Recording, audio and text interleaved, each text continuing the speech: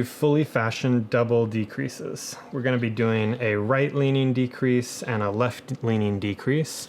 You may be more familiar seeing these decreases in store-bought sweaters. It's a really common type of decreasing that you see in ready-to-wear garments because this is really easy to do on a knitting machine. It's a little less simple doing hand knitting, but not really. I'm going to show you two ways to do it today. One that uses a cable needle and one that does not use a cable needle. So we're going to do both versions today, and a couple things I want to tell you about this decrease that are important to note. It's a double decrease, so every time you do one of these, you're decreasing 2 stitches from your total count rather than 1 stitch like you would with a regular knit 2 together or a slip knit.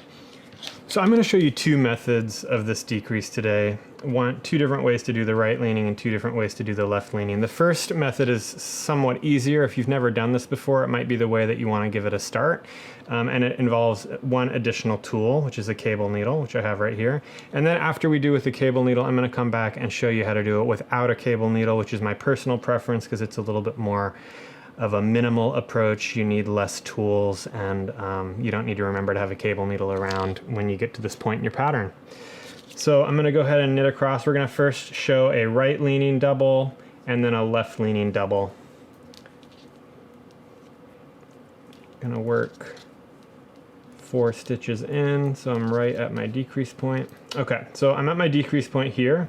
For a right leaning decrease with a cable needle, what you want to do is take your cable needle and slip the first 2 stitches to the cable needle, like so. So you've got 2 stitches on the cable needle, and then the 2 stitches on your left needle, those are also going to be involved in the decrease.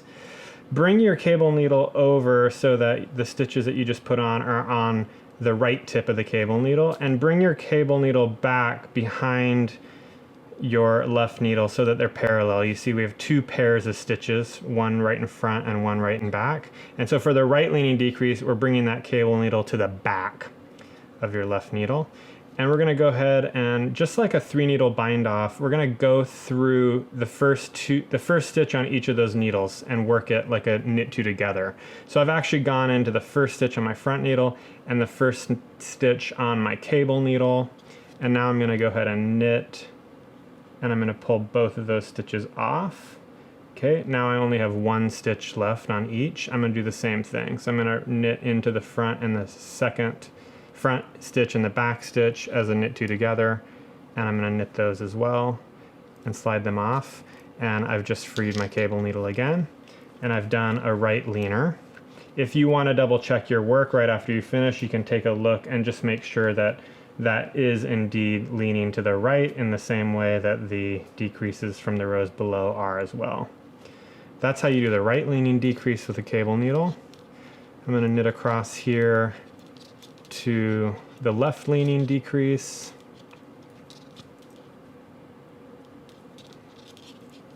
And it's very, very similar how we do this. So you see these are the 4 stitches that I'm going to work this decrease over. Every time we do this decrease, 4 stitches are becoming 2 stitches, so we're decreasing 2. So same way to start. I'm going to slip my first and second stitch from the left needle onto my cable needle again. And this time, instead of bringing the cable needle back behind like I did for the right leaning, I'm going to bring it in front. And so I'm going to hold this, I'm going to slide these over, hold these 2 needles together. Now come in the first stitch on the front needle, which is the cable needle in this case, and into the second stitch as well, and knit those 2 together, slide them off, and now I have 1 more left on my cable needle, and I'm going to go through that one first and then the one in the back as well, and I'm going to knit those 2 together as well and slide them off. And again, my cable needle is now free. I can set it aside, and I'll go ahead and knit to the end of my row. And again, I can stop right after I've done it, lay my work down, and just check myself. I've got left, left, left, and this one also I can see is leaning to the left. And so if I just flatten this out a little bit, you can see that I've continued that directional line of decreasing there and the same way here.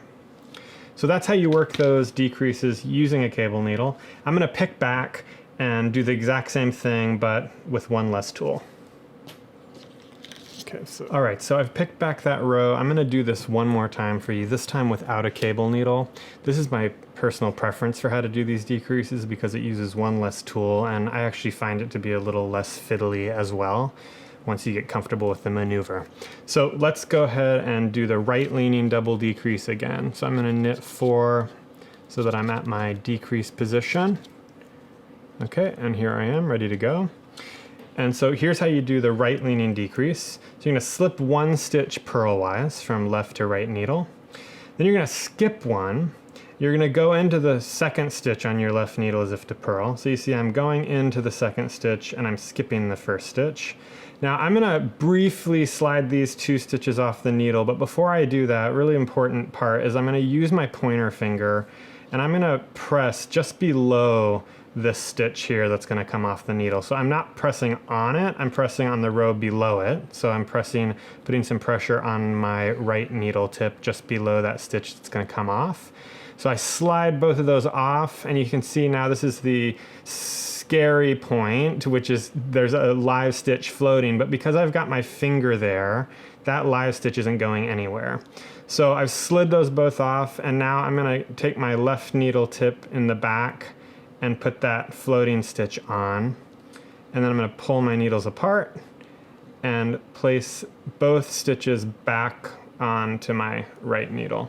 So essentially what I've done is stitch 2 and 3 have flipped positions. So that's step 1, just repositioning those 2 stitches. And now I'm going to work 2 knit 2 togethers. So I'm gonna knit 2 together here with stitch 1 and 2. And I'm gonna knit 2 together here with stitch 3 and 4. And you can see there I have a right leaning decrease that mirrors what's happened below. I'm gonna go ahead and do that one more time for you.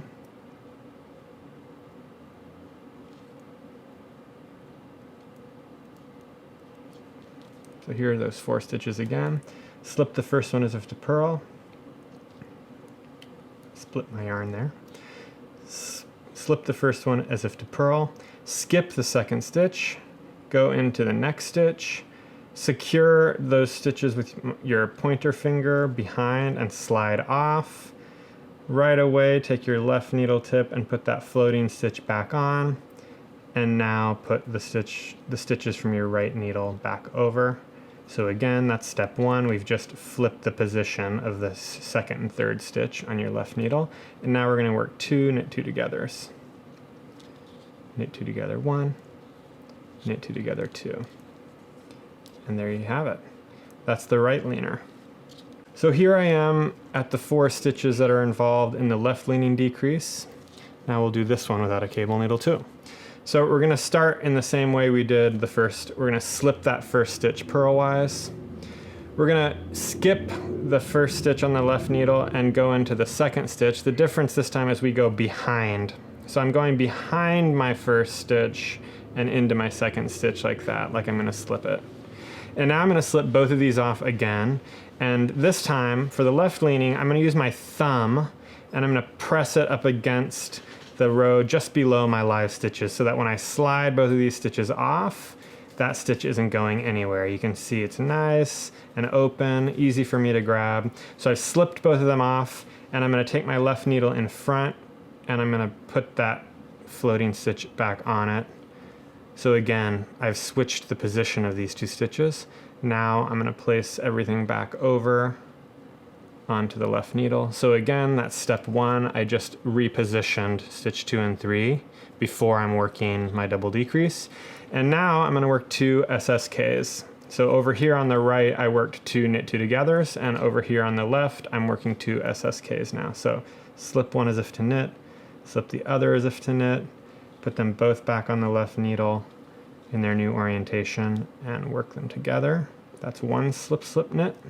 And then again, slip 1 as if to knit, slip the 2nd as if to knit, put your left needle tip back through like that, and we're knitting them together in their new orientation like that. And I can see right away, just as I finish, that left leaning decrease that looks just like the ones below. And that's how you work fully fashioned double decreases. I'm going to show you one quick application of this in a piece of fabric and also talk about how you can substitute this technique. If you really like how this looks, you can substitute this into a pattern that's calling for single decreases. So here I have a sweater that I made, and the shaping here on the front neck of the cardigan was done using these double decreases. This is the left side of the garment, and the right side of the garment uses the same thing. Now this is how these look in a finished garment, but I wanted to tell you that this is really easy if you like this look better than, say, a line of single decreases doing the same thing.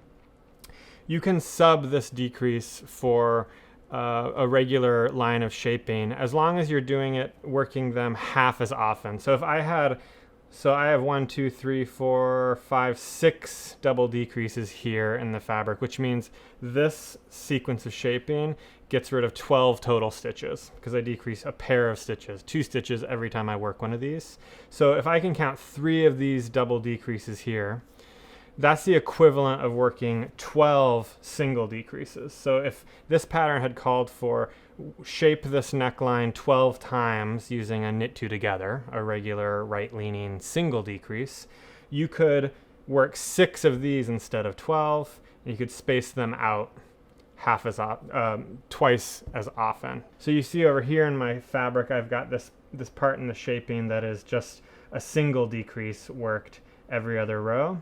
I could have also subbed in this over here, working the double decrease half as often and gotten the same result with a slightly different look. So it's really easy to sub this in and kind of make a mod anywhere you'd like. If you have a stockinette fabric that has regular single decrease shaping, you can patch this in and make a unique look as well. And that is how you do fully fashioned double decreasing.